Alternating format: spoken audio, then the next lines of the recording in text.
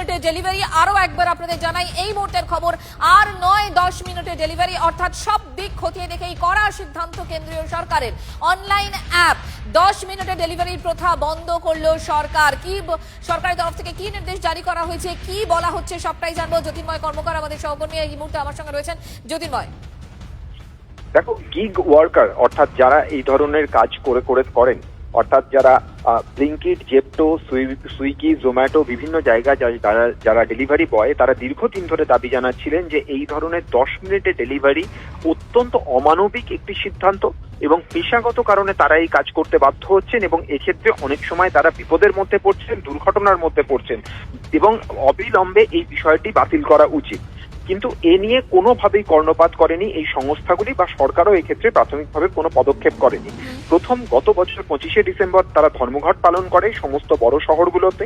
31শে December এই ধর্মঘটের পুনরাবৃত্তি হয় এবং তারপরেই সরকার নড়ে চড়ে বসে।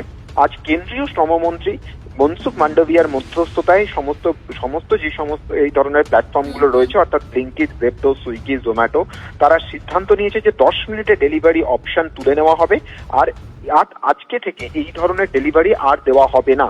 ইতিমধ্যেই ব্লিঙ্কিট এই অপশন তুলে দিয়েছে এবং এই সিদ্ধান্তকে কার্যকর করেছে বলে তারা দাবি করেছে। জ্যোতির্ময়, ধন্যবাদ তোমাকে। অর্থাৎ এই মুহূর্তের একটা বড় খবর, আর 10 মিনিটে ডেলিভারি নয়, সব দিক খতিয়ে দেখে করা সিদ্ধান্ত কেন্দ্র সরকারের।